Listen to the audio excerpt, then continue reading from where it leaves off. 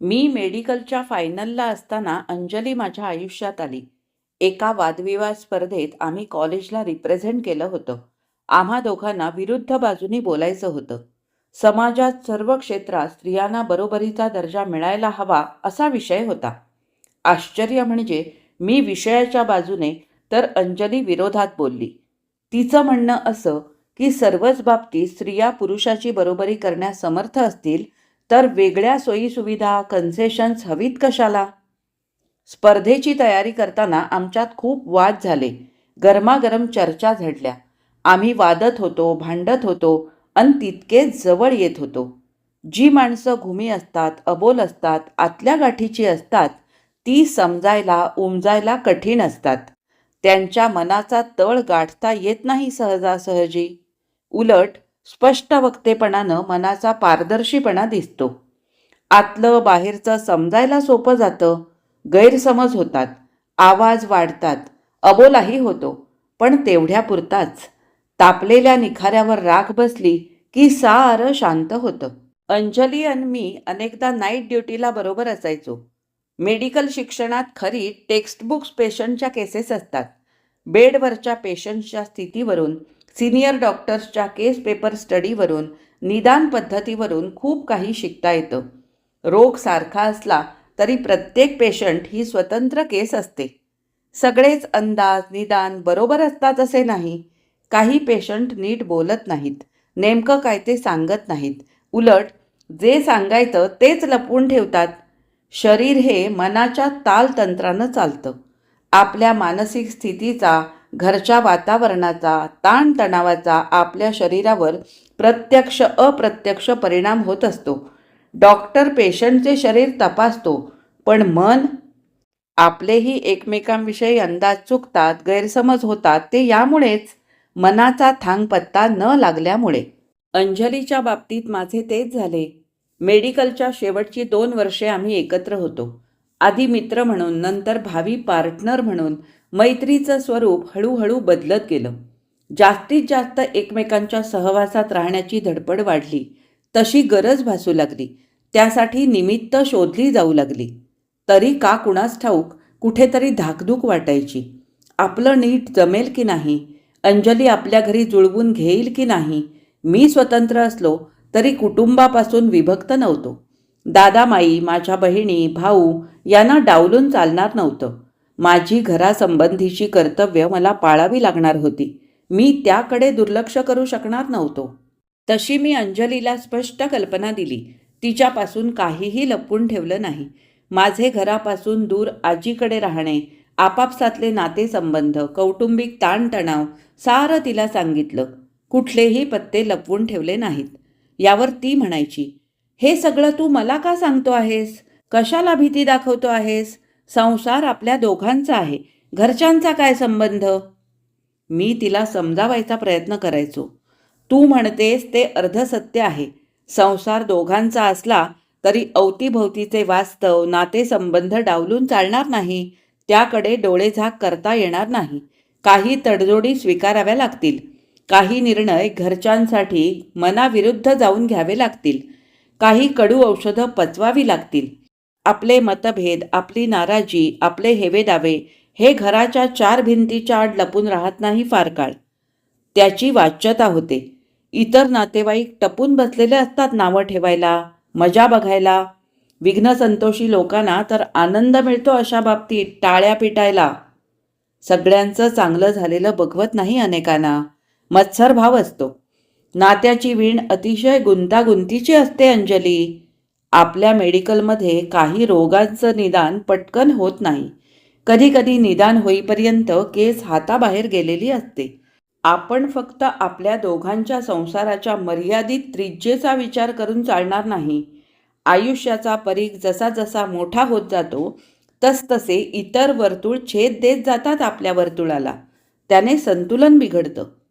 मी समजावलं की अंजली शांतपणे ऐकून घ्यायची. स्वतःची अशी प्रतिक्रिया द्यायची नाही. माझ्या म्हणण्याला विरोधही दाखवायची नाही. तिची ही थंड प्रतिक्रिया मला जीवघेणी वाटायची. मला भीती वाटायला लागली. तिचा हा थंड प्रतिसाद म्हणजे नकार तर नाही पुढच्या प्रवासासाठी? असहमती तर नाही? कारण आम्ही वादविवाद स्पर्धेत भाग घ्यायचो तेव्हा ती माझी मतं खोडून काढायची, मला विरोध करायची. त्यावेळी तिचा सत्याग्रह मी अनुभवला होता. ती सहजासहजी हार मानणारी मुलगी नव्हती. मग इथे तर आमच्या सहजीवनाचा, भावी आयुष्याचा प्रश्न असताना ती स्पष्ट बोलत का नव्हती? तिला नेमकं काय हवंय, तिचं म्हणणं काय हे सांगत का नव्हती? मी ठरवलं आपण या प्रश्नाचा पाठपुरावा करायचा नाही. एरवी त्याचा अभ्यासावर, रिझल्टवर परिणाम व्हायचा. मला श्रेणी टिकवायची होती. पोस्ट ग्रॅज्युएशनसाठी ते जास्त महत्त्वाचं होतं. उत्तम पर्सेंटेज असल्याशिवाय शिष्यवृत्तीसह PG ॲडमिशन शक्य नव्हती. अंजलीपेक्षा त्यावेळी हे शिक्षण जास्त महत्त्वाचं होतं. याचा अर्थ मी तिच्याकडे दुर्लक्ष केलं, तिला टाळलं असंही नाही. पण एरवी तारुण्यात वाहावत जाण्याचा जो प्रकार असतो त्यापासून मात्र मी दूर राहिलो. स्वतःवर नियंत्रण ठेवलं. माणसाला त्यावेळी आपली प्रायोरिटी कळली पाहिजे. मेडिकलला गेल्यानंतर माझे दादा माईंकडे म्हणजे गावाकडे घरी जाणं कमी झालं. शाळेत असताना दर उन्हाळ्याच्या सुट्टीत मी घरी जात असे. आता अभ्यासाची, शिष्यवृत्ती टिकवून ठेवण्याची जबाबदारी वाढली. शिष्यवृत्ती मिळत असली तरी ती सगळा खर्च भागेल इतकी पुरेशी नव्हती. त्यासाठी काकूंचे वडील डॉक्टर कर्णिक यांच्या मदतीने मिळालेल्या अर्थसहाय्याचे ओझे होतेच. माझ्या दृष्टीने ते कर्जच होते. एकदा दादा शहरात आजीला भेटायला आले तेव्हा त्यांनी मला स्पष्टच विचारलं, डॉक्टर झाल्यावर पुढे काय करायचं ठरवलं आहेस? आमच्या मते बास झालं शिक्षण आता. कमवायला लागा आणि घरी मदत करा. बहिणी आहेत घरी एका पाठोपाठ लग्नाच्या. प्रश्नही दादाने विचारला, उत्तरही त्यांनीच दिलं. माझ्या मनात काय आहे, माझी इच्छा काय आहे याचा विचार न करता माझा पुढचा मार्ग त्यांनीच आखून ठेवला होता. माझ्या जबाबदाऱ्या देखील त्यांनीच ठरवून टाकल्या. मला आठवतं त्यावेळी दादामाई आजोळी माईच्या माहेरी गेले होते. माई कधीही सणावाराला सासरी आली नाही. मोठ्या आईजवळ सलग 7-8 दिवस कधीच राहिली नाही. जास्त मुक्काम माहेरी. यावेळी तर ती माझ्या लहान भावा बहिणींना गावी एकटं सोडून चक्क 15 दिवस माहेरी राहिली होती. विचारलं तर म्हणाली, शेजारी पाजारी आहेत मदतीला, शेतावरच्या बाया येतात मदतीला, लहान नाही राहिल्यात आता मुली. मोठ्या आईला अडचण असली तर मात्र हा युक्तिवाद बदलून जायचा. त्यावेळी मुलींची शाळा, त्यांना एकटं कसं ठेवायचं, शेतीची कामं, अशा अडचणींचा पाढा वाचला जायचा. आपल्या जबाबदारीपासून दूर पडणारे दादामाई मला मात्र माझी जबाबदारी शिकवत होते. मी त्यांना स्पष्टच सांगून टाकलं, MBBS झाल्यावर मी पोस्ट ग्रॅज्युएशन करणार आहे. म्हणजे आणखी किती वर्षे शिकणार? कमीत कमी 3 वर्ष. साध्या MBBSला कुणी विचारत नाही आजकाल. पण त्याचा खर्च, कमी खर्च येईल का एवढं शिकायला? त्याची काळजी तुम्हाला नको. दादा, शाळेच्या फीची सुद्धा चौकशी कुठे केली तुम्ही कधी? दादा निरुत्तर झाले. मग माईच म्हणाली, आतापासून उलट उत्तरं देतोस बापाला? याला उलट उत्तरं देणं म्हणत नाहीत. मी खरं काय ते सांगतोय. इथे काका, आजी, आम्ही किती काटकसरीने जगतोय, कसं निभावतोय हे आमचं आम्हाला माहीत. तुम्ही तर कधी एका शब्दानेही विचारलं नाही कधी. तुझी फी किती, पुस्तकाला किती, हॉस्टेलचे किती, हे सगळे हिशेब मी लिहून ठेवले आहेत डायरीत. ते ऋण आहे याची मला जाणीव आहे. माझी ओझी मलाच व्हायची आहेत याची पुरेपूर जाणीव आहे मला. तुम्ही इथली माझी काळजी करू नका. आम्ही कशाला काळजी करू एवढी सगळी माणसं तुझ्या पाठीशी असताना? माई नरम स्वरात म्हणाली. म्हणजे याचा अर्थ आम्ही तुझ्यावर अवलंबून राहायचं नाही का? असं कुठे म्हणालो मी? तुम्ही जरी आपली कर्तव्य विसरलात, स्वतःच्या आईबद्दलची, मुलांबद्दलची, तरी मी विसरणार नाही. पण काय करायचं, किती आणि कसं करायचं हे मीच ठरवणार. आतापर्यंत ठरवत आलो तसं. केवढा हा माज आतापासून? दादांचा पारा चढला. तेव्हा मोठी आई मध्ये पडली. तिला माझ्या नाराजीची, उद्रेकाची कल्पना होती. त्यामागची पार्श्वभूमी देखील ती जाणून होती. आईला आपल्या मुलाच्या गुणदोषाची कल्पना असतेच, पण ती त्याकडे कानाडोळा करत असते एवढंच. लहानपणी मी फारसा वाद घालत नसे दादामाईंशी. पण जसजशी त्यांच्या स्वार्थी वृत्तीची कल्पना यायला लागली, आपल्याच भावंडांशी, आईशी निष्काळजीपणाने वागण्याची जाणीव व्हायला लागली, तेव्हा प्रसंगी मी आपला उद्रेक व्यक्त करायला लागलो. त्यांच्याशी वेळप्रसंगी वाद घालायला लागलो. आजी काकांकडून बोलायला लागलो. अशा वादावादीमुळे आमच्यातली दरी वाढली, कटुता वाढली. हे व्हायला नको होते, पण टाळता येण्यासारखेही नव्हते. फायनलच्या वर्षाला डॉक्टर कर्णिकांची खूपच मदत झाली. काही विषयाचे स्वतःचे नोट्स त्यांनी जतन करून ठेवले होते. शिवाय त्याची उत्तम खाजगी टेक्स्टबुक्स मला अभ्यासाला दिली. शिवाय त्यांच्या शिफारसीने सिनियर डॉक्टरसोबत अनेक गुंतागुंतीच्या बेडसाईड केसेस मला स्टडी करता आल्या. अनेकदा मी स्वखुशीने नाईट ड्युटी घ्यायला लागलो. त्यावेळी एखादी इमर्जन्सी केस कशी हँडल करायची हे समजलं. याचा फायदा माझ्याबरोबर अंजलीला देखील झाला. माझी आणि अंजलीची जवळीक डॉक्टर कर्णिक यांच्या चाणाक्ष नजरेतून सुटण्यासारखी नव्हती. त्यामुळे माझ्याबरोबर अंजली केस स्टडीसाठी असली तर चालेल का, असं मी त्यांना विचारलं, तेव्हा त्यांनी सहज होकार दिला. या निमित्तानं आम्हाला जास्तीत जास्त वेळ बरोबर घालवता आला. अंजली स्वतः नोट्स काढण्याऐवजी माझ्याच नोट्स वापरत असे. तिचा प्रॉब्लेम होता एक्सप्रेशनचा. सगळं समजलं असा तिचा आविर्भाव असला तरी परीक्षेत उत्तर लिहिताना, तोंडी परीक्षेत फेस करताना तिला जड जात असे. सुसंगत मुद्दे सापडत नसत. तिची ही अडचण दूर करण्याचा मी खूप प्रयत्न करून पाहिला, पण कुठेतरी काहीतरी कमी पडत होतं. ते तिचं तिलाही उमजत नव्हतं. ती बरीच आळशी, कॅज्युअल होती. फायनलला तिला कशीबशी प्रथम श्रेणी मिळाली, पण पोस्ट ग्रॅज्युएशन प्रवेशाची शक्यता मात्र दुरावली. प्रवेश परीक्षेत ती मागे पडली. तसाही मला इंटरेस्ट नव्हताच. मी MBBS झाले ते आईबाबांच्या आग्रहाखातर. तिचं हे बोलणं संभ्रम वाढविणारं होतं माझ्यासाठी. म्हणजे अंजलीला नेमकं काय करायचं होतं?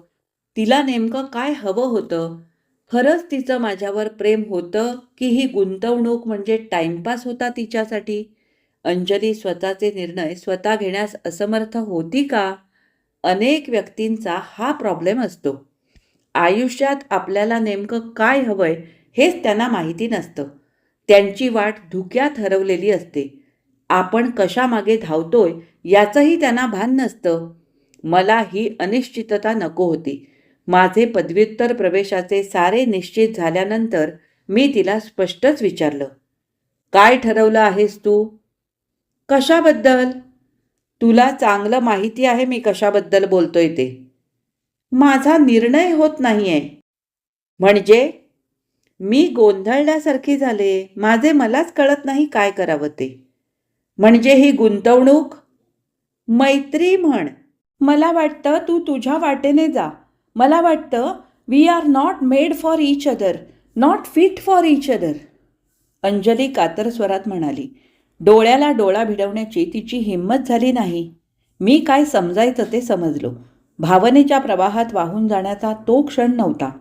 माझ्यासारख्या डॉक्टरसाठी तर निश्चितच नव्हता. ती आमची शेवटची भेट ठरली. रोगाचं निदान चुकलं तर ताबडतोब ट्रीटमेंट बदलावी लागते.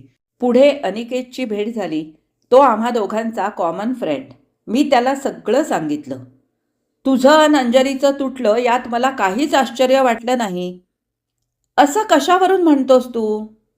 मी तिला अनेकदा प्रवीण शहाबरोबर पाहिलं आहे. त्याच्या रूमवर देखील जायची ती. Are you sure? 100% शुअर. ही कानोकानीची बातमी नाही. मी स्वतः पाहिलंय. हवं तर तू तिच्या खास मैत्रिणीला कालिंदीला विचार. नको, माझा विश्वास आहे तुझ्यावर. पण व्हॉट अ चॉईस. ती तुझ्या योग्य नव्हती असं समज. कमी त्रास होईल. अनिकेत म्हणाला ते खरंच होतं. त्याच वर्षात अंजलीचं प्रवीण शहाशी लग्न झालं देखील. मला पत्रिका आली. मी अर्थातच गेलो नाही. कॅन्सर झालेला भाग शस्त्रक्रियेने काढून टाकायचा असतो. एरवी तो आतल्या आत वेगाने पसरतो. तुमच्या शरीरालाच नव्हे तर सर्व आयुष्याला पोखरतो. अंजलीबद्दल मी घरच्या कुणालाच काही सांगितलं नव्हतं. ते सगळं प्राथमिक अवस्थेत होतं. एका भेटीत माईच मला म्हणाली, मी बघणार आहे तुझ्यासाठी मुली. 1-2 माझ्याच नात्यातल्या आहेत. घर सधन हवं, सगळी हौस मौस पुरवता आली पाहिजे. मुख्य म्हणजे जे तुझ्या लग्नात मिळेल त्यातून आपल्या मुलींच्या लग्नाची थोडीफार सोय झाली पाहिजे. आतापर्यंत सगळं तू आपल्या मनासारखं केलंस, आता तरी आमचं ऐक. आम्ही कुणी परके नाही आहोत, जन्म दिलाय तुला. माई खरंच बोलत होती. दादा माईने फक्त जन्म दिला मला, नंतरची कर्तव्य विसरलेत ते. आता मी माझ्या पायावर उभं राहण्याची वेळ आली तर त्यांना त्यांचं पितृत्व आठवलं, मातृत्व जागं झालं. हे सगळं स्पष्ट बोलायचं होतं मला माईला, पण मी स्वतःला आवरलं. मी बोललेलं तिला आवडलं नसतं. माई दादाच्या बाबतीत त्यांना उलट उत्तरं देणं, त्यांना लागेल असं बोलणं मी टाळत आलोय.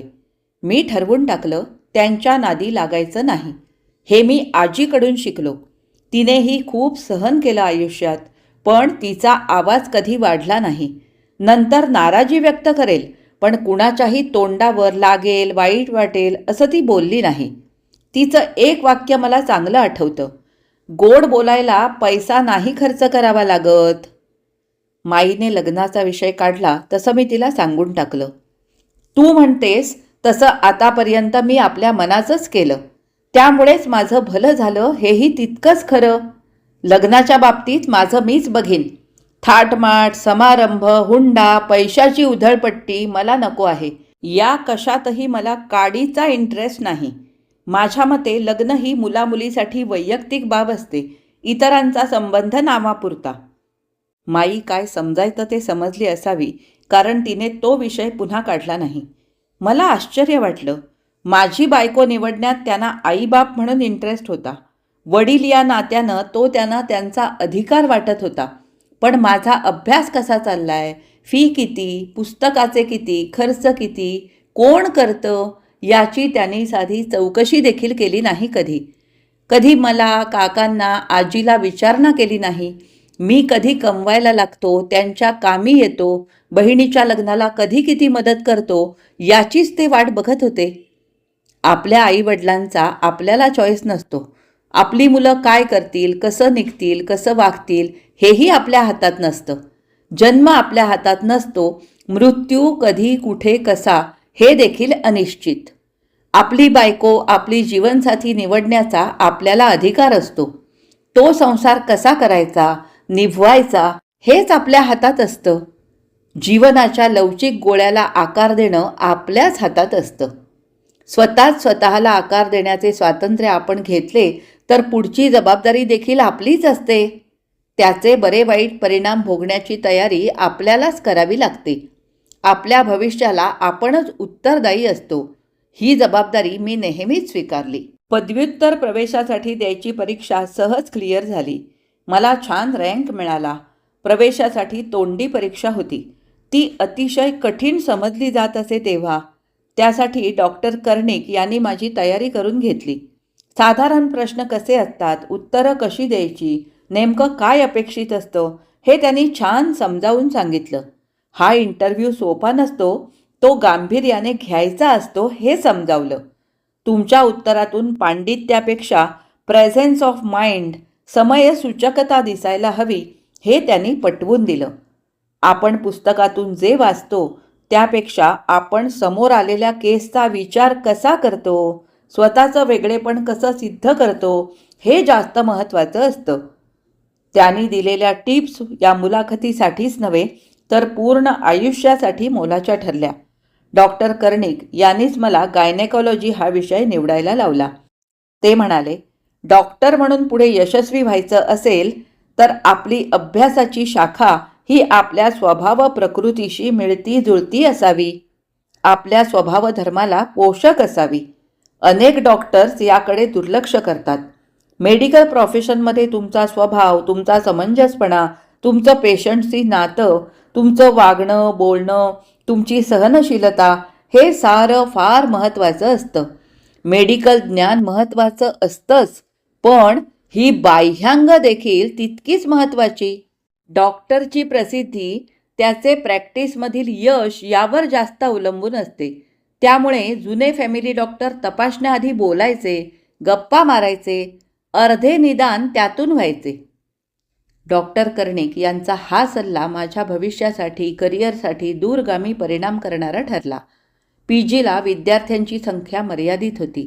प्रसूतीशास्त्रासाठी तर मुलींचीच संख्या अधिक होती. बहुतेक प्राध्यापक प्रत्यक्ष वॉर्डमध्ये बेड शेजारी पेशंट तपासताना क्लास घेत. वेगवेगळ्या पेशंटची केस हिस्ट्री, त्यातले बारकावे, रिपोर्ट्स तपासून निदान करण्याचे तंत्र, शरीराच्या आतील गुंतागुंत, त्यात स्त्रियांच्या मानसिकतेचा अभ्यास, हे सारं समजून घ्यायला मजा यायची. मेडिकलचे शिक्षण टेक्स्टबुकपेक्षा पेशंट ट्रीट करताना अधिक परिणामकारक होतं हे अनुभवायला मिळालं. किंबहुना पुस्तकातलं ज्ञान आणि प्रत्यक्ष केस हिस्ट्री यांचा मेळ बसवण्यात आमची दमछाक व्हायची. प्रत्येक पेशंट हेच एक नवं प्रकरण असतं. मेडिकलच्या शिक्षणाचं हे समजायला लागलं तसं सगळं सोपं होत गेलं. PGचं शिक्षण हे आमचं खरं शिक्षण होतं.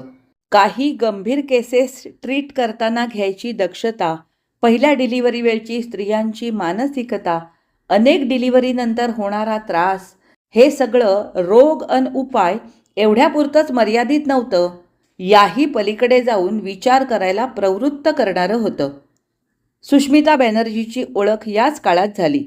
आम्ही फायनलला होतो तेव्हा ती ज्युनियर होती. तिलाही विद्यापीठाचे सुवर्णपदक मिळाले होते. तल्लख बुद्धिमत्तेची, शांत पण आग्रही स्वभावाची सुष्मिता माझी चांगली मैत्रीण झाली. या मैत्रीला कारण ठरली ती आमची साहित्य संगीताची कॉमन आवड. कॉलेजच्या गॅदरिंगसाठी टागोर यांच्या गीतांजली या काव्यावर आधारित संगीत नाट्य रूपक करायचं सुष्मितानं ठरवलं. पण हा कार्यक्रम बंगाली म्हणजे रवींद्र संगीतापुरता मर्यादित न राहता तो बहुभाषिक व्हावा असं मी सुचवलं. सुष्मितालाही ते पटलं. गीतांजलीतील निवडक कवितांचे वेगवेगळ्या भाषातील अनुवाद शोधायचे, त्याच भाषेतील रागदारीत ते सादर करायचे. मराठीत नाट्यसंगीताचा आधार घ्यायचा, कानडीत कर्नाटक संगीत, पंजाबीत तिथलं लोकसंगीत, असं त्यासाठी सर्व भाषिक विद्यार्थ्यांचा सहभाग घ्यायचं ठरलं. सर्व मुलामुलींनी यात उत्स्फूर्त भाग घेतला, मेहनत घेतली, वेगवेगळे आविष्कार समोर आले. हा आगळा वेगळा कार्यक्रम त्या वर्षीच्या गॅदरिंगचा कळसाध्याय ठरला. सर्व स्टाफने देखील कौतुक केलं. या कार्यक्रमासाठी सुष्मिताच्या आईची खूप मदत झाली. त्या रवींद्र संगीताच्या जाणकार होत्या. रवींद्रांचे साहित्य त्यांनी वाचले, अभ्यासले होते. या कार्यक्रमाच्या निमित्ताने सुष्मिताच्या घरी जाणं येणं झालं. नकळत आम्ही जवळ आलो, सूर जुळले. पण आधीचा अंजलीचा अनुभव लक्षात घेता दुधाने पोळल्याने ताक देखील फुंकून पित होतो. शिवाय आंतरजातीय हा मुद्दा. भाषा वेगळी, खानपान वेगळे. आम्ही परस्परांना आवडत असलो तरी प्रत्यक्षात यावर काहीही बोललो नव्हतो.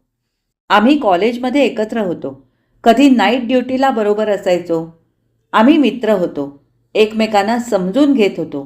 पण भावनिक नात्याने लग्नाचा निर्णय घेण्या इतके जवळ आलो होतो का, हे दोघांनाही माहीत नव्हतं. निदान मला तरी माहीत नव्हतं. ती घटना घडली नसती तर कदाचित माहितीही झालं नसतं. त्या घटनेने आम्हा दोघांच्या जीवनाची दिशाच बदलली. सुष्मिता 2 दिवस कॉलेजला दिसली नाही तेव्हा मीच तिला फोन केला. तिच्या स्वरात काळजी होती. वडील आजारी आहेत असं म्हणाली. काही निर्णय घेणं कठीण जातंय असंही बोलली. नेमकं काय झालं काही कळेना. मी म्हटलं घरी येतो, सविस्तर बोलू. त्याच दिवशी तिच्याकडे गेलो. जवळच्या डॉक्टरने तपासलं होतं. मी ते रिपोर्ट पाहिले. शेवटी आम्ही PGचे विद्यार्थी होतो. तितके अनुभवी नव्हतो. मी म्हटलं आपण मेडिकल कॉलेजच्या सिनियर डॉक्टरला दाखवूया. त्याआधी डॉक्टर कर्णिक यांचाही सल्ला घेऊया. त्यांच्या बऱ्याच ओळखी आहेत सिनियर स्पेशालिस्ट डॉक्टरांच्या. हवं तर खाजगी दवाखान्यात दाखवूया. मी डॉक्टर कर्णिक यांना फोन केला. त्यांचं निदान अचूक असायचं. डॉक्टरी भाषेत ज्याला 6th सेन्स म्हणतात तो त्यांच्याकडे होता. हे आम्ही अनेक केसेसमध्ये अनुभवलं होतं त्यांच्याकडून शिकताना. सुदैवाने ऑपरेशनचा ऑफ डे असल्याने त्यांची वेळ मिळाली. डॉक्टर कर्णिक यांनी मला तपासताना थांबवून घेतलं. सुष्मिता आणि तिच्या आईला बाहेर थांबायला सांगितलं. सिनियर डॉक्टरचे काही आडाखे असतात, विशिष्ट कार्यपद्धत असते. डॉक्टरांनी एन्जिओप्लास्टीचा सल्ला दिला. त्यांना 2 अटॅक येऊन गेले असावेत. जे लक्षात आले नाहीत. अनेकदा हार्टचे दुखणे बाहेर दिसत नाही, लक्षात येत नाही. आपलेही दुर्लक्ष होते. हार्ट अटॅक सांगून येत नाही. कधीकधी आल्याचे कळतही नाही. कर्णिक सरांच्या बोलण्यात काळजी स्पष्ट दिसत होती. आम्ही सर्व तपासण्या करून घेतल्या. हार्ट ऑपरेशन करणं गरजेचं होतं. त्यांनी त्यांच्या परिचयाच्या स्पेशालिस्ट डॉक्टरांना फोन केला. खाजगी दवाखान्यात ऑपरेशन करायचं ठरलं. काळजी, ताणतणाव, धावपळ अशा विचित्र मनोवस्थेत सुष्मिता, तिची आई, मी असे सारेच होतो. तिच्या वडिलांना मधुमेह देखील होता, त्यामुळे काळजीत आणिकच भर. ऑपरेशन झालं, पण यशस्वी झालं नाही. प्रत्यक्षात आत बरीच गुंतागुंत डॉक्टरांना आढळली. त्याचा किडनीवर देखील परिणाम झालेला. सुष्मिताचे वडील ऑपरेशन टेबलवरच गेले. सुष्मितासाठी, तिच्या आईसाठी हा आघात सहन करणं फार कठीण होतं. त्या दिवसात काही नातेवाईक आले आणि गेले देखील. शेवटी आपल्या दुःखाचं ओझं आपल्याला सहन करावं लागतं. या काळात साहजिकच माझी सुष्मिताची जवळीक वाढली. एकीकडे स्वतःचं करिअर, अभ्यास आणि दुसरीकडे ही भावनिक चलबिचल. यामुळे मन अधिकच चंचल व्हायचं. अशा वेळी नेमका योग्य निर्णय घेणं कठीण जातं. पण काही निर्णय अनिश्चित काळ टाळताही येत नाहीत. बरीच चर्चा, उणे अधिकचे हिशेब, स्वतःच्याच गुणदोषाचे कठोर परीक्षण या सर्वांची गोळाबेरीज करून मी आणि सुष्मिताने रजिस्टर मॅरेज करण्याचा निर्णय घेतला. त्या परिस्थितीत तिला कसलाही समारंभ सोहळा नको होता. माझ्या घरची संभाव्य नाराजी लक्षात घेता, विरोध गृहीत धरता पारंपरिक सोहळा तसाही शक्य नव्हता. मी माझा निर्णय घरी गावाकडे कळवला. त्यावर नेहमीप्रमाणे, तुला जे करायचं असेल ते कर, आम्ही कोण होतो सांगणारे, असा प्रश्न उलट मलाच विचारला. आम्हा दोघांनाही PGची इंटर्नशिप करायची होती. ती यशस्वीरित्या पार पडली. आम्ही दोघेही उत्तीर्ण झालो. तेवढाच ताण कमी झाला. आता पुढचे निर्णय महत्त्वाचे होते. असे निर्णय घेताना तुम्ही काय वापरता, हार्ट की हेड?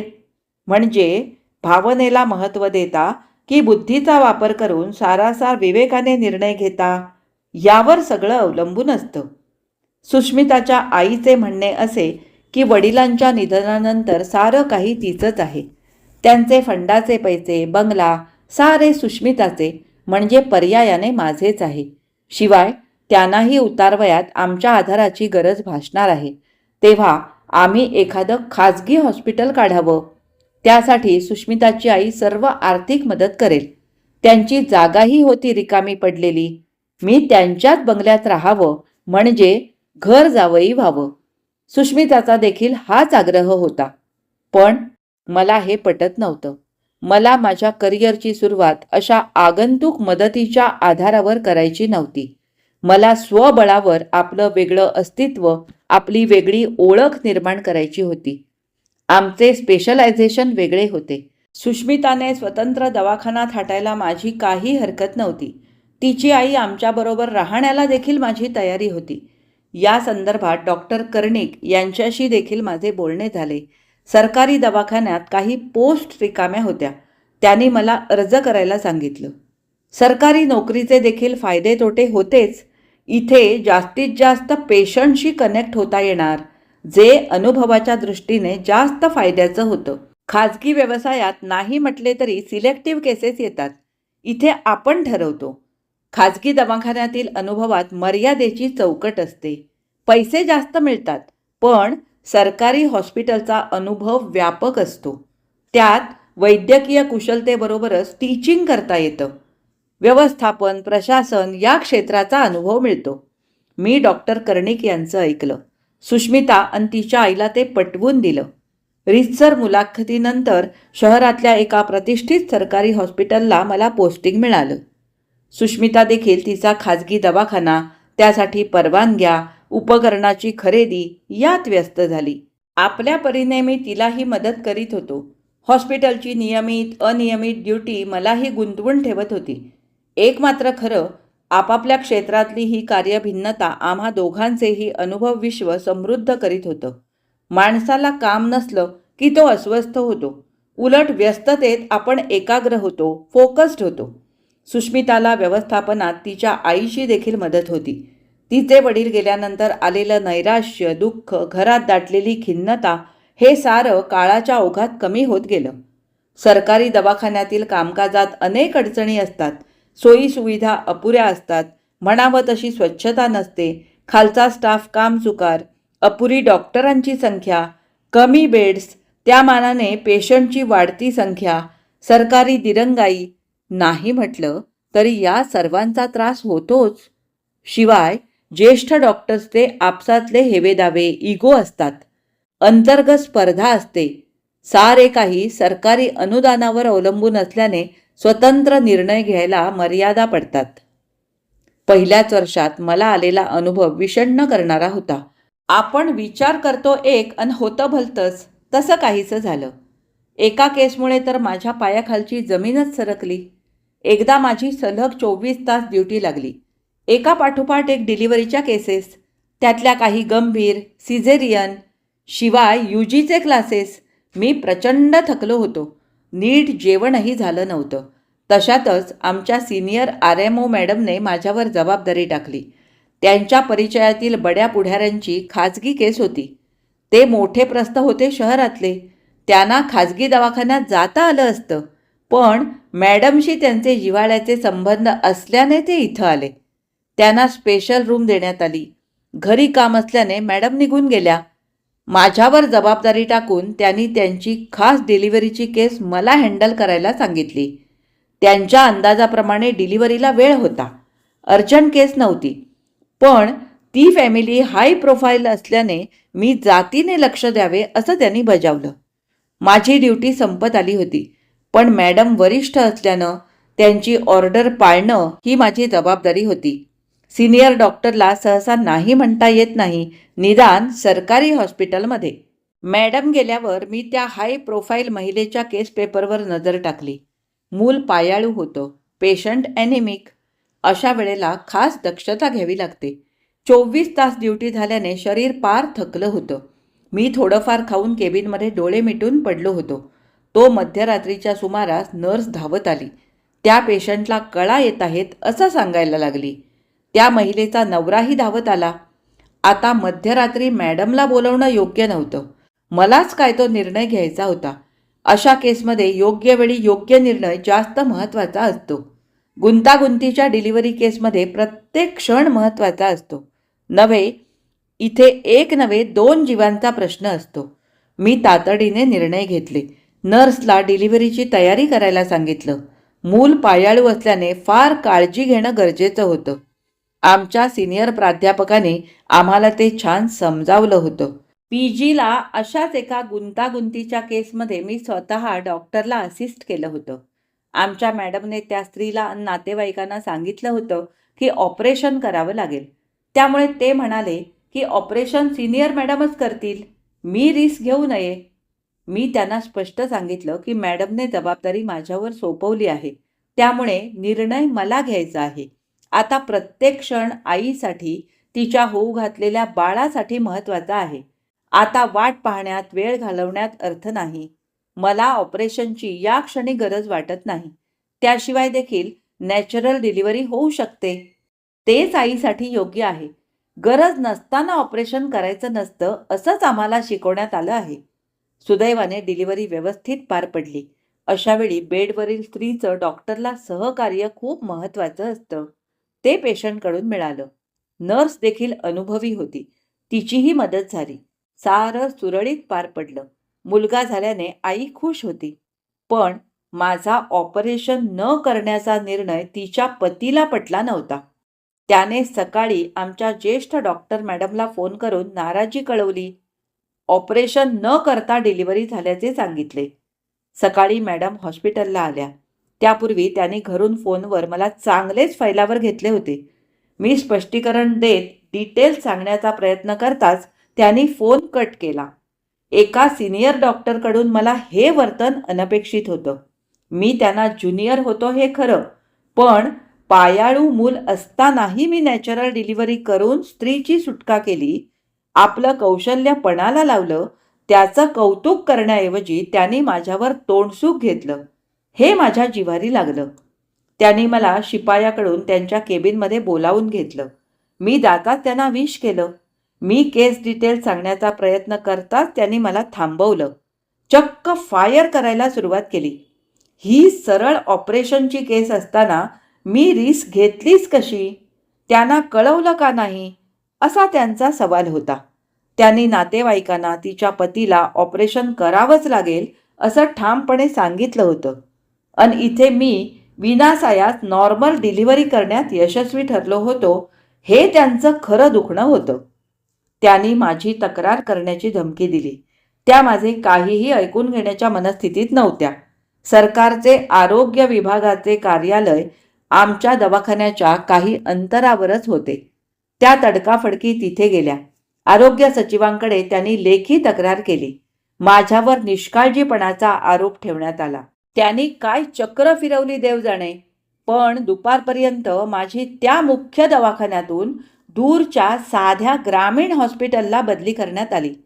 हे प्रकरण इतक्या तडकाफडकी या स्तरापर्यंत पोहोचेल याची मी कल्पनाही केली नव्हती. घरी आल्यावर मी सुष्मिताला सर्व कल्पना दिली. तिलाही धक्का बसला. पण ती आणि तिची आई मलाच दोष द्यायला लागल्या.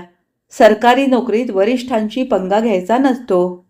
तिथे प्रामाणिकपणाला किंमत नसते. वरिष्ठांपुढे लाळघोटेपणा करण्याला महत्त्व असतं, हेच मला समजावायला लागल्या.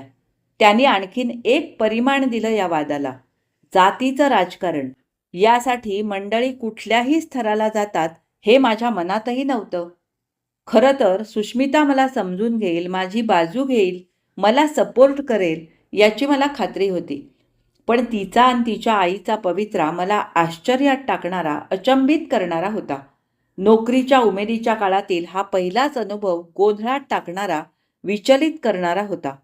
मी सर्व बाजूनी विचार केला, सर्व पर्यायांचा शांतपणे विचार केला. बदलीच्या निर्णयाला आव्हान द्यावं का? मॅडमची बाजू खोडून यंत्रणेशी लढा द्यावा का? खरं तर ही एक शिक्षाच होती मी न केलेल्या गुन्ह्याची. मी काही वरिष्ठांची चर्चा केली.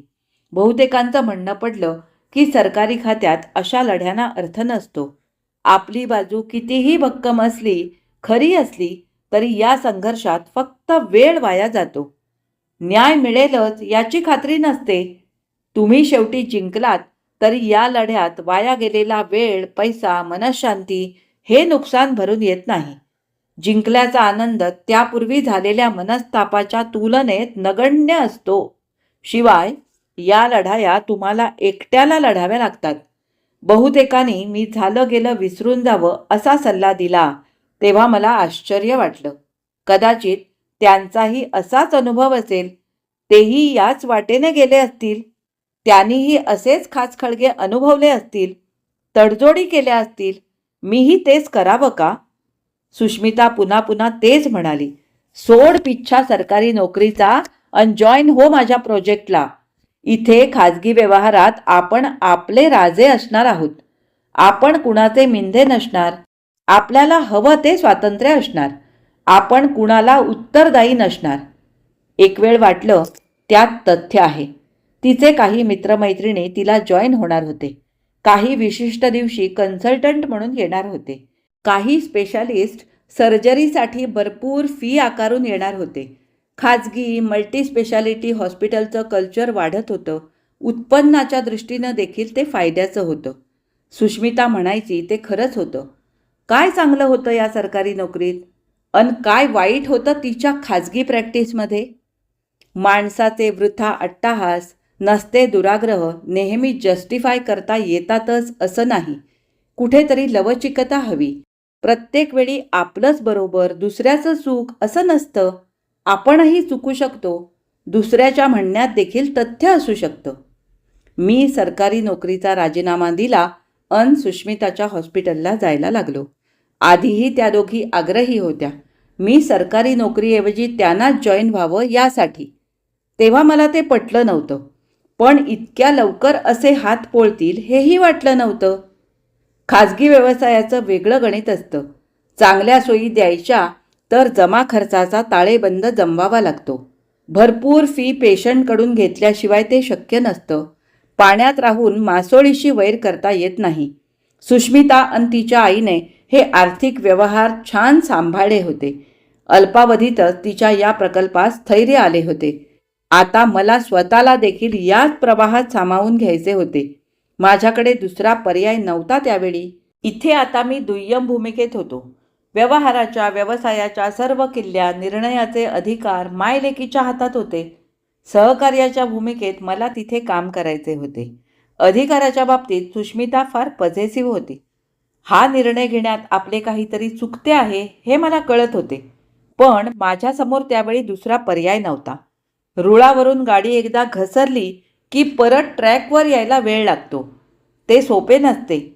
प्रेम एकीकडे आणि व्यवहार एकीकडे असे धोरण होते सुष्मिताचे. मी तिच्याकडे का आकर्षित झालो, तिच्याबरोबर का वाहावत गेलो, ते आता माझे मलाच कळत नव्हते. मेडिकल प्रोफेशनच्या व्यवसायाचे गणित असेही गुंतागुंतीचे असते. खाजगी व्यवसायात कुणाची प्रॅक्टिस किती चालेल याचे ठराविक सूत्र नसते. एखादे नाटक किंवा हिंदी सिनेमा खूप चालतो. काही सिनेमे चांगले असले तरी बॉक्स ऑफिसवर चालत नाहीत. सुष्मिताकडे बऱ्यापैकी पेशंटची गर्दी येत होती. माझा अप्रोच मायेचा, प्रेमाचा असूनही पेशंट म्हणावे तितके येत नव्हते. एकतर प्रेग्नंट स्त्रिया पुरुष डॉक्टरऐवजी स्त्री डॉक्टरकडे जायला प्रेफर करतात. त्यांना तिथे मोकळेपणाने काय ते सांगता येते. पेशंटची देखील विशिष्ट मानसिक जडणघडण असते. काहींना आपण आजारी आहोत, आपला आजार गंभीर आहे हे सांगण्यात स्वारस्य असते. त्यामुळे डॉक्टरला मसाला लावून 2चे 4 करून सांगण्यात त्यांना मानसिक समाधान लाभते. बऱ्याच तपासण्या करायला सांगणारे, त्यांच्या आजारपणाचे कौतुक करणारे डॉक्टर बहुसंख्य पेशंटना आवडतात. तुमचे रिपोर्ट उत्तम आहेत, तुम्हाला काहीही झाले नाही हे ऐकणे म्हणजे डॉक्टरची फी वाया गेली असाही बहुतेकांचा समज असतो. माझी ट्रीटमेंट, माझा कल हा कमीत कमी तपासण्या, आवश्यक तेवढीच औषधं याकडे असायचा. या बाबतीत डॉक्टर कर्णिक हे माझे आदर्श होते. नको ती इंजेक्शन्स, नको ते अँटीबायोटिक्स, नको त्या तपासण्या, यामुळे आरोग्य सुधारण्याऐवजी बिघडण्याची शक्यता असते अशी त्यांची थिअरी होती. अशा अनावश्यक औषधे, तपासण्यांचे साईड इफेक्ट्स देखील होण्याची शक्यता असते, ज्याची कल्पना डॉक्टर पेशंटला देत नाहीत. पेशंट लवकर सुधारला असे वरवर दिसत असले तरी आतले नुकसान पटकन लक्षात येत नाही. बहुतेक व्यावसायिक डॉक्टर एका विशिष्ट चेनमध्ये काम करतात. त्यांचे आपापसात छुपे सामंजस्य असते. तपासण्या करणाऱ्या पॅथॉलॉजी लॅबकडून कमिशन मिळते. औषधे बनविणाऱ्या कंपन्या तर महागडी गिफ्ट्स देतात, टूर पॅकेज देतात. तुम्ही एखाद्या वरिष्ठ डॉक्टर, सर्जनला केस रेफर केली तर त्याचेही कमिशन मिळते. मेडिकलच्या शिक्षणासाठी, PGसाठी झालेला लाखोंचा खर्च भरून काढण्याची गरज म्हणा, घाई म्हणा असतेच. या सायकलमध्ये अडकायचे नाही म्हटले तर ते पाण्यात राहून मासोळीशी वैर करण्यासारखे असते. हे सारे मला सुरुवातीला अस्वस्थ करणारे, उद्वेगजनक वाटायचे. या साऱ्याचा आमच्या वैवाहिक जीवनावर देखील परिणाम होत होता. संघर्षाच्या ठिणग्या दिवसागणिक वाढत होत्या. सुष्मिता माझ्याशी संबंध टाळत होती. तिला मूल होऊ द्यायचे नव्हते. तिच्यासाठी तिचे हॉस्पिटल, पेशंट, व्यवसाय, ग्रोथ हे जास्त महत्त्वाचे होते. या बाबतीत मी तिला बरेच समजावून पाहिले. ती स्वतः डॉक्टर होती. वेळच्या वेळी मुलं होणे किती नॅचरल, गरजेचे आहे हे जाणत होती. अनेकदा तिच्या आईसमोर देखील चर्चा झाली. पण तिच्या आईने देखील तिचीच बाजू उचलून धरली. तिच्या दृष्टीने सुष्मिताचेच बरोबर होते. आमच्यातला दुरावा वाढत होता. सारखे खटके उडत होते. प्रेम म्हणजे नक्की काय असतं? तात्कालिक आकर्षण, तात्पुरती सोय, जिथं परस्परांना समजून घेण्याची गरज नाही, सुसंवाद साधायची इच्छा नाही, समोरची व्यक्ती आहे तशी साथीदार म्हणून स्वीकारण्याची तयारी नाही, बोलण्या वागण्यात समजूतदारपणा नाही, मग नाती टिकणार कशी? माझ्या घरच्या बाबतीत, आई वडिलांच्या बाबतीत हेच झालं. अन आता सुष्मिताच्या बाबतीत देखील तेच. सगळं तकलादू, नाटकी उपचार. या बाबतीत काहीतरी निर्णय घेणं गरजेचं होतं. घर होतं, आई वडील होते, पण तेही असून नसल्यासारखे. त्यांना फक्त माझ्या पैशात इंटरेस्ट होता. माझ्या खाजगी कौटुंबिक बाबतीत ते अलिप्त होते. मी त्यांचं कधीच ऐकलं नाही, त्यांचा सल्ला घेतला नाही, त्यांना कधी भाव दिला नाही, हे त्यांचं शल्य होतं. ते त्यांचे नाराजीचे सूर त्यांनी व्यवस्थित तिखट मीठ लावून नातेवाईकात पसरवले होते. त्यामुळे आजी, काका सोडून कुटुंबात सर्वांच्या मनात माझ्याविषयी अढी होती. आईच्या माहेरी तर तिरस्कार होता. या अंधार वाटेवर एकच आशेचा किरण मला दिसत होता. डॉक्टर कर्णिक, माझे गॉडफादर, मार्गदर्शक. त्यांच्यावर माझा विश्वासच नव्हता तर श्रद्धा देखील होती. त्यांनी वेळोवेळी केलेली मदत, त्यांचे मार्गदर्शन माझ्यासाठी मोलाचे होते.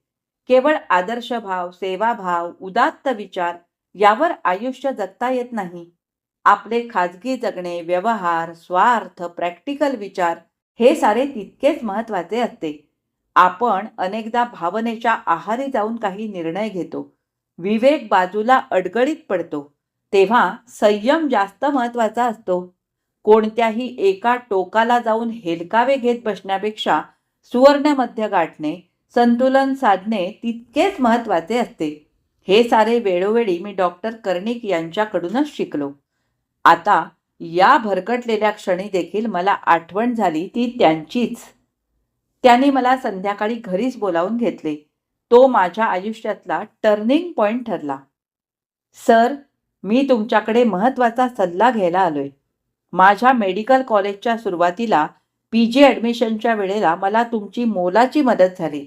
ते उपकार मी कधीच विसरू शकत नाही. नेमकं कुठून कशी सुरुवात करावी हे कळत नव्हतं. डॉक्टरांनी मला मध्येच अडवलं. उपकाराची भाषा वगैरे करू नकोस. जेव्हा एक व्यक्ती दुसऱ्यासाठी काही करते तेव्हा तो त्याच्या स्वभावाचा एक नैसर्गिक भाग असतो. ती जशी दुसऱ्याची गरज असते तशी ती त्याची स्वतःची देखील गरज असते. त्यामुळे स्वतःला देखील समाधान, आनंद मिळत असतो. आपण हे उपचार बाजूला ठेवून बोलूया. Come to the point. जे काही बोलायचं ते स्पष्ट बोल. डॉक्टर जवळ आडपडदा नको. हातचं राखून बोलला तर सल्ला चुकीचा ठरू शकतो. हे डॉक्टरच्या निदानासारखंच असतं. बोल, काय प्रॉब्लेम आहे? मग मी डॉक्टर कर्णिकांपुढे मोकळा होऊन बोलू लागलो.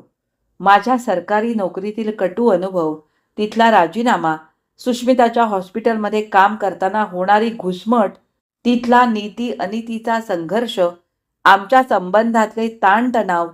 मी सारं त्यांना सांगत गेलो.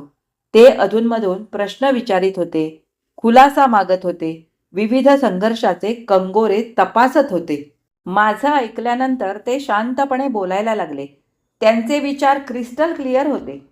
आपण कुठलीही सर्व्हिस करतो, व्यवसाय करतो, तो निखळ आनंदासाठी असतो, मनाच्या समाधानासाठी असतो. पैसा काय, तो कसाही मिळवता येतो. रिस्क ही प्रत्येक ठिकाणी असते. सुरुवातीलाच असे अनुभव येणं हा शुभ संकेत असू शकतो पुढच्या दीर्घ प्रवासासाठी. तडजोड प्रत्येक ठिकाणी, प्रत्येक बाबतीत करावी लागते. ती किती प्रमाणात करायची, कशा बाबतीत करायची, हा निर्णय आपल्यालाच घ्यावा लागतो. अमुक एक गोष्ट मी करणार नाही म्हणजे नाहीच, हा तत्वाचा भाग झाला. त्यासाठी ठाम राहायलाच हवं. अनेकदा आपण बोटचेपे धोरण स्वीकारतो. स्पष्ट नकार द्यायला शिकलं पाहिजे. जी तडजोड तुम्हाला अशक्य आहे त्या बाबतीत परिणामाची पर्वा न करता आपली भूमिका स्पष्ट केली पाहिजे. मला वाटतं तू सुष्मिताशी स्पष्ट बोलावंस. व्यवसाय म्हणा, संसार म्हणा, हा तुझ्या बाबतीत एकाच व्यक्तीशी गुंतला आहे. त्यामुळे आपल्याला काय हवं, काय नको हे तिला स्पष्ट सांगून टाक. विश्वास महत्त्वाचा असतो संसारात. आत एक बाहेर दुसरं अशा नाटकावर संसाराचे नातेसंबंध टिकत नाहीत. एकदा निर्णय घेतला की त्याचे जे काही बरे वाईट परिणाम होतील त्यांना सामोरे जावे लागेल. अशा जखमा चिघळत ठेवण्यात अर्थ नसतो हे डॉक्टर म्हणून तुला माहीत असायलाच हवं. अशी इन्फेक्शन नकळत सर्वांगात म्हणजे संपूर्ण आयुष्यात पसरत जातात. म्हणून इन्फेक्ट झालेला भाग कापून फेकावा लागतो. I hope you understand what I mean. Yes sir, मला समजलंय. अशा वेळी आपले निर्णय आपणच घ्यायचे हे जरी खरं असलं तरी आपल्यासारख्या वडील माणसाचं पाठबळ महत्त्वाचं असतं. आणखीन एक, जर तुला सुष्मिताच्या हॉस्पिटलला काम करण्यात अडचण वाटत असेल तर तुझ्या नीतिमूल्यात बसणारा, तुला कर्तव्यपूर्तीचे समाधान देऊ शकेल असा पर्याय आहे माझ्याकडे. डॉक्टर देसाईंना तू ओळखतोस. त्यांनी तुमचे PGचे काही क्लासेस घेतले आहेत. तू त्यांचं आयुष क्लिनिक जॉईन करू शकतोस. त्यांना तुझ्यासारख्या प्रामाणिक, मेहनती, सेवाभावी सहकार्याची गरज आहे. त्यांनी मला तसं सांगून ठेवलंय. त्यांना मुलगा नाही, पण त्यांच्या क्लिनिकचा पसारा वाढतोय. त्यांच्या हाताला गुण आहे. शिवाय त्यांच्या नावाला मान, प्रतिष्ठा आहे. त्यांची काही ऑपरेशन्स परदेशात देखील दाखवली जातात व्हिडिओद्वारे. अनेक मेडिकल जर्नलमध्ये त्यांचे संशोधन प्रसिद्ध झालेले आहे, जे जगभर संदर्भ म्हणून वापरले जाते. तू माझ्याशी जसा मोकळेपणाने बोललास तसा त्यांच्याशी बोल. He likes that.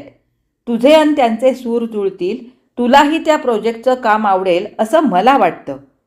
गरज एकतर्फी असून चालत नाही. दोन्ही पक्षी गरज असली तर सूर पटकन जुळतात. तू लवकरात लवकर भेट डॉक्टर देसाईंना. डॉक्टर कर्णिक यांची ही भेट माझ्यासाठी आणखीन एक टर्निंग पॉईंट ठरली. आपण कितीही शिकले सवरलेले असलो, स्वतःला हुशार समजत असलो तरी आयुष्यातले काही निर्णय घेताना आपली दमछाक होते. डोळ्यापुढे दाट धुके पसरल्यासारखी संभ्रमावस्था होते. यावेळी आपल्याला कुणाच्या तरी आधाराची गरज भासते. वादळात हेलकावणाऱ्या जहाजाला दीपस्तंभाची भासते तशी. डॉक्टर कर्णिक यांच्या मार्गदर्शनामुळे मनातला गोंधळ कमी झाला. डोळ्यापुढे असलेलं धुकं नाहीसं झालं. मार्ग स्वच्छ दिसायला लागला. मला सुष्मिताशी वाद घालायचा नव्हता. एका रात्री आम्ही दोघांनी दीर्घ काळ चर्चा केली. घोळ घालण्यात अर्थ नव्हता. मी तिला माझा निर्णय स्पष्ट सांगितला. मला तिच्या हॉस्पिटलमध्ये काम करण्यास स्वारस्य नव्हतं आणि ताणतणावाखाली संसाराचा गाडा पुढे कसा तरी रेटायचा नव्हता. त्यामुळे आम्ही सामोपचाराने अलग होण्याचा निर्णय घेतला. यात काही महिने गेले. याच काळात आईचे निधन झाले. पाठोपाठ वडील गेले. मी माझे कर्तव्य बजावले. त्यांचं सगळं व्यवस्थित केलं. तसेही त्या घराशी माझं भावनिक नातं कधी जुळलंच नव्हतं. आता उरले सुरले बंध देखील तुटले. मी सर्वार्थाने मोकळा झालो. आजचा हा भाग इथेच संपला. आज मी वाचलेला समांतर या कादंबरीचा हा दुसरा भाग तुम्हाला कसा वाटला हे मला कमेंट करून नक्की सांगा. आवडला असेल तर लाईक करा, शेअर करा आणि माझ्या चॅनलवर नवीन असाल तर माझ्या चॅनलला नक्की सबस्क्राईब करा आणि सोबतचं बेल आयकॉन दाबायला सुद्धा अजिबात विसरू नका. आता आपण पुन्हा भेटू याच कादंबरीच्या, याच लघु कादंबरीच्या तिसऱ्या भागामध्ये. तोपर्यंत मी तुमचा निरोप घेते. धन्यवाद.